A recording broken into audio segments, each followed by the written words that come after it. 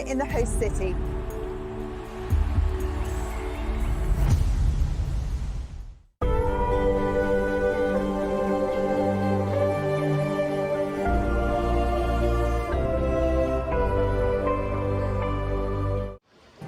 Moscow says a truck bomb has damaged a bridge connecting Crimea to the Russian mainland. It's a vital supply route for its forces fighting in southern Ukraine.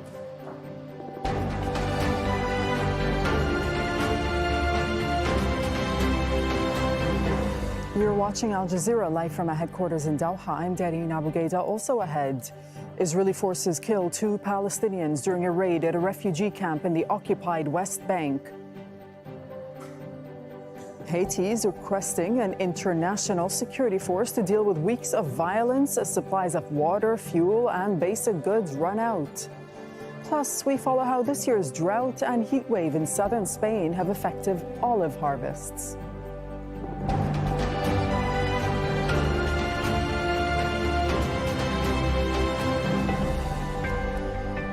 Hello, we begin with breaking news. The main bridge linking Crimea with mainland Russia has been damaged after an explosion. So security camera footage appears to show a huge blast at the Kerch Strait Bridge earlier Saturday morning.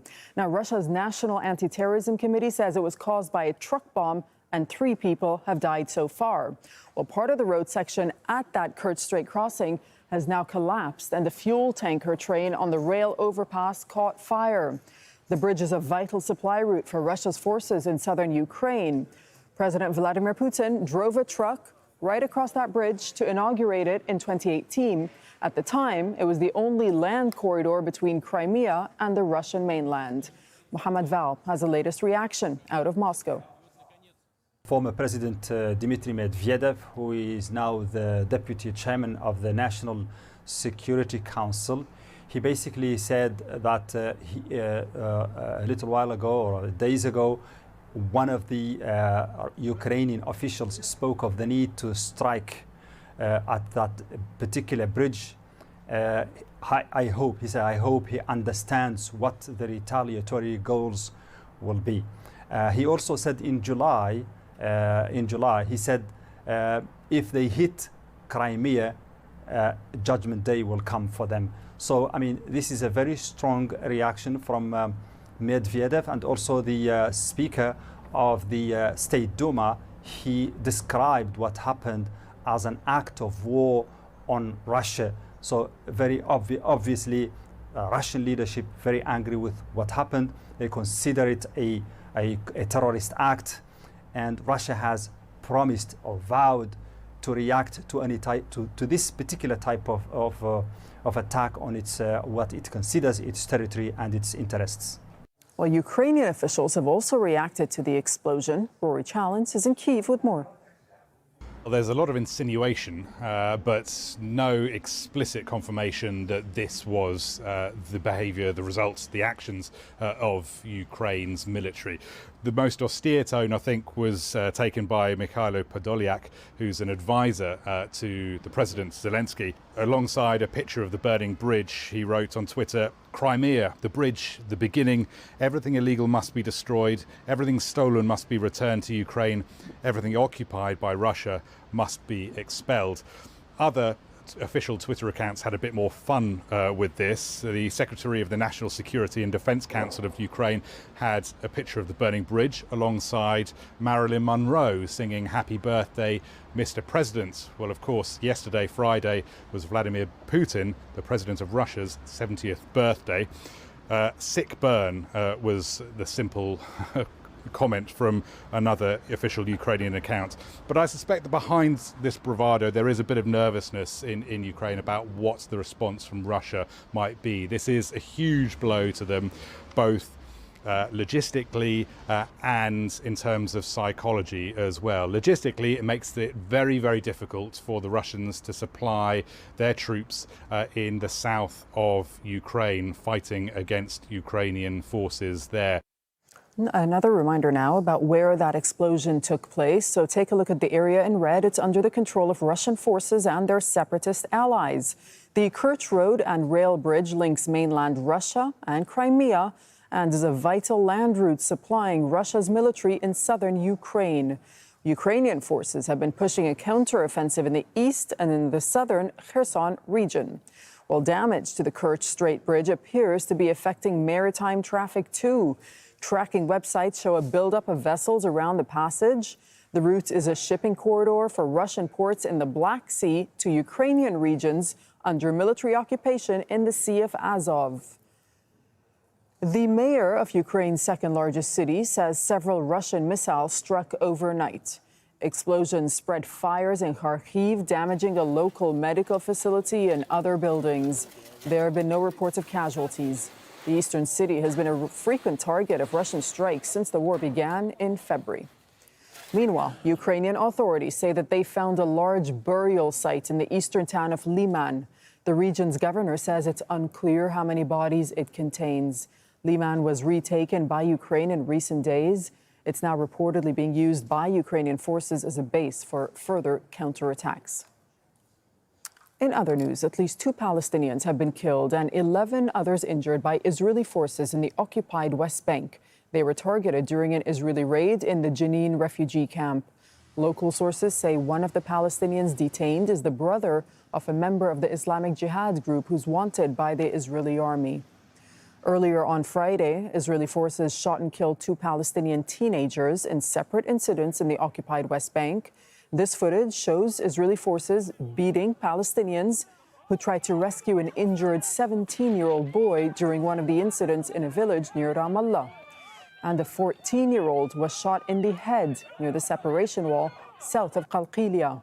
It happened after Israeli forces stormed the village. Nida Ibrahim is following developments from Ramallah.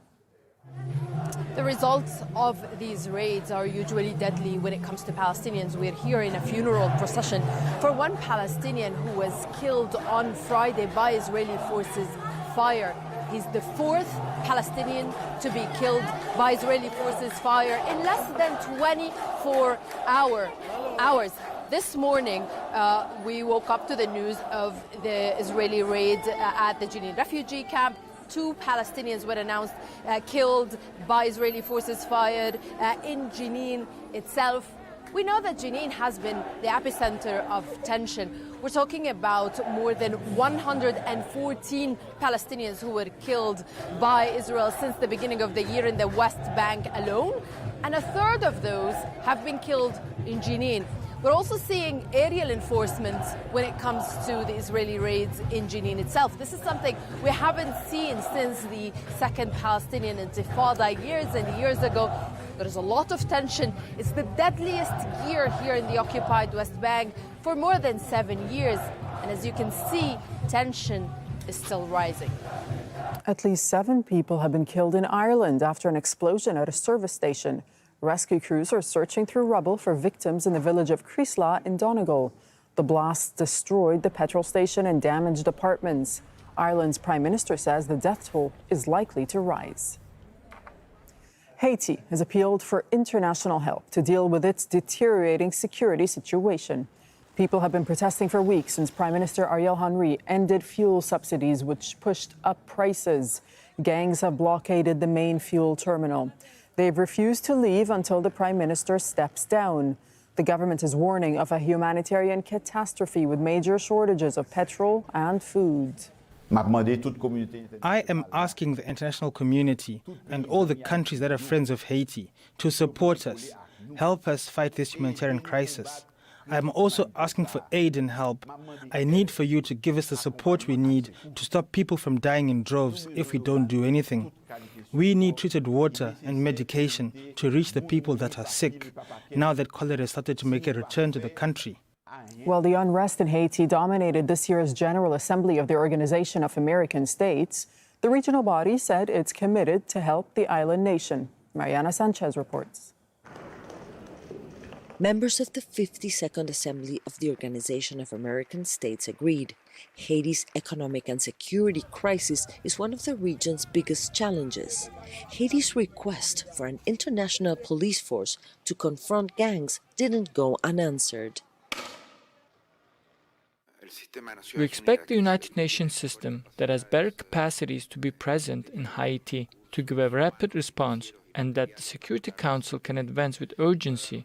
The universal multilateral system must provide a solution. But there were differences on some of the other issues. Members denounced human rights violations in Nicaragua, but a motion to remove opposition leader Juan Guaidó as Venezuela's representative failed to pass. As part of the Lima Declaration, members pledged to work for gender equality and fight against discrimination and poverty. One of the most pressing issues in the Americas is the migration of thousands of people. The United Nations says 86 million Latin Americans now live in extreme poverty. Members here at the Assembly say they are committed to help. Panama said thousands of migrants were risking their lives crossing the Darien Gap, one of the most treacherous routes in the Americas.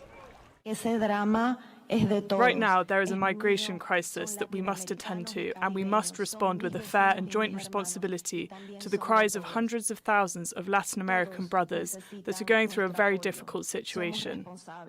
U.S. Secretary of State Antony Blinken pledged $240 million for migrants and refugees. The post-pandemic slowdown and the rise in food and fuel costs because of the war in Ukraine remain a great challenge in these countries, in one of the most unequal regions in the world. Mariana Sanchez, Al Jazeera, Lima, Peru. Spain is facing a crisis in its annual olive harvest. The nation experienced its worst drought in 500 years this summer, and its olive oil production could be down by as much as 40%. Harry Fawcett reports from the province of Jaén in southern Spain. Autumn in southern Spain, the time when the olives turn green and plump ahead of the harvest. The province of Jaén has become a virtual monoculture, more than 60 million olive trees producing more than a fifth of the world's olive oil. But this year's harvest is projected to be down massively. Gabriel Chica has spent his life working these groves. He says this summer's drought, which scientists have called the worst for 500 years, has left some trees barren, some with a much reduced number of usable olives.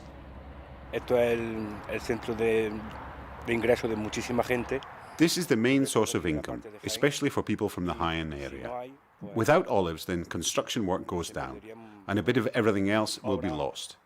If people don't have incomes, they don't spend.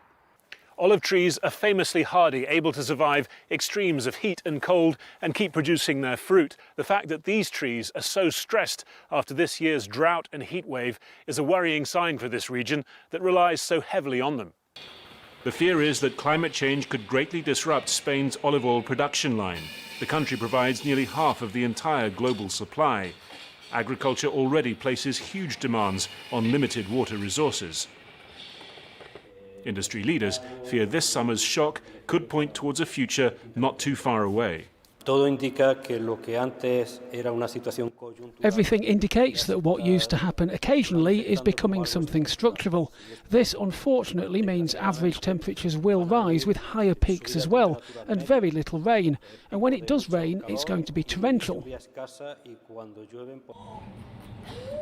Already, along with other vegetable oils, prices are going up, although producers say not by enough to compensate for this year's collapsed harvest.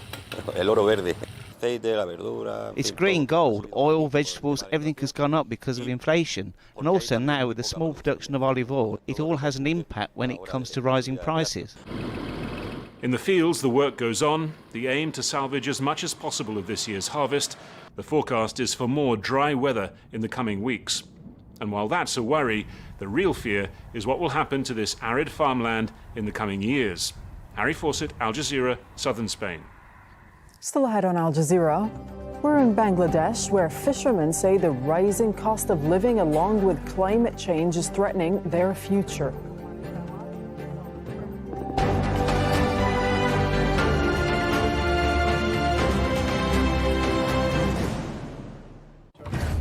Anticipation is rising, and so is the atmosphere. Are you ready? The weather, sponsored by Qatar Airways. We've got some driving rain on the way for Asia Pacific. Hi, everyone. So here's what's going on. A couple systems coming together, wringing out their moisture over the Korean Peninsula and southern Japan as well. And the winds around this could whip up to about 80 kilometers per hour over the next little bit. Temperatures coming up in Tokyo, some showers for you. Just the other day, you registered your coldest October day in 88 years with just a high of 13 degrees. Temperatures have come down across China's southeast corner where we did have that high heat. Cooler air has infiltrated here and getting striped with some pretty solid bands of rain over Taiwan, including Taipei, with a high of 26 degrees. Southeast Asia, let's focus specifically on southern Indochina, Bangkok to Ho Chi Minh City. We've got some heavy falls of rain. There's been deadly flooding in Jakarta. The rains are easing a bit there on Sunday, but blanketed in rain across Borneo Island on Sunday. Some out-of-season rain across northern India for Uttarakhand, Uttar Pradesh pushing into Delhi. So not only out-of-season rain, temperatures in New Delhi about 10 degrees below where they should be this time of year. And we've lost the sea breeze in Karachi, so that's going to allow your temperature to get up to 38 degrees on Sunday. That's a snapshot of your weather. The weather, sponsored by Qatar Airways. Which side is winning, chaos or control? What does a new forever proxy war mean for America and NATO? As long as Americans keep consuming, prices are going to keep going up. Why didn't Joe Biden see inflation coming? How did we get so much wrong? A quizzical look at U.S. politics. The bottom line.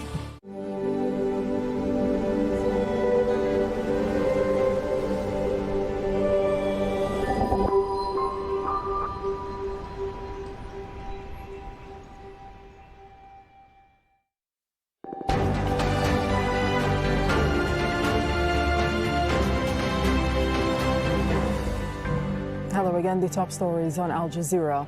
The main bridge linking Crimea with mainland Russia has been damaged after an explosion. Russian authorities say it was caused by a truck bomb and that at least 3 people died in that blast. At least 2 Palestinians have been killed and 11 others injured by Israeli forces in the occupied West Bank. They were targeted during an Israeli raid in the Jenin refugee camp. Sources say one of the detained is the brother of a member of the Islamic Jihad group. Haiti has appealed for international help to deal with its deteriorating security and economic situation. Armed gangs have been battling for control of several roads and areas, including the main fuel terminal. Economists are warning of an onslaught of public spending cuts in the UK after the government announced new plans for growth. Among those most at risk are those who depend on social welfare. They face a possible reduction in financial support. Neve Barker reports from London. Julian was told he had a brain tumour when he was just 28, and the prognosis wasn't good. It was a terminal diagnosis, so they gave me 6 to 12 months in 2016. Now 34, he's outlived all medical expectations, but the former football coach is unable to work and relies on state financial support. Spiralling prices mean he now worries about how to pay for the basics. I'm trying to live as good as I can with whatever time I have left, but how can I do that if I'm worrying about the cost of living going up? You know, I'm having to choose between food for the week or petrol for a hospital appointment. Extra heating costs, medicines, travel, it all adds up. And for people like Julian, can mean many hundreds of dollars more on top of their usual expenditure. And now add to that the cost of living crisis. The price of electricity, gas and food rising steeply. Little wonder then that a quarter of all young cancer patients are now drowning in debt, slipping behind on mortgages, rent and energy bills. The Liz Truss government's put economic growth centre stage, announcing massive tax cuts to turbocharge the economy, paid for from debt-funded borrowing. We need to get Britain moving. The markets, though, reacted badly, the pound falling to an all-time low against the dollar, with thousands of mortgage deals pulled as borrowing costs soared. But despite abandoning its top rate of tax cuts on the highest earners to help calm the markets, most of the government's other $48 billion in tax cuts remain intact, raising dire warnings of big spending cuts to public services to help pay for it, and fears the government will fail to increase things like disability and unemployment benefits in line with inflation.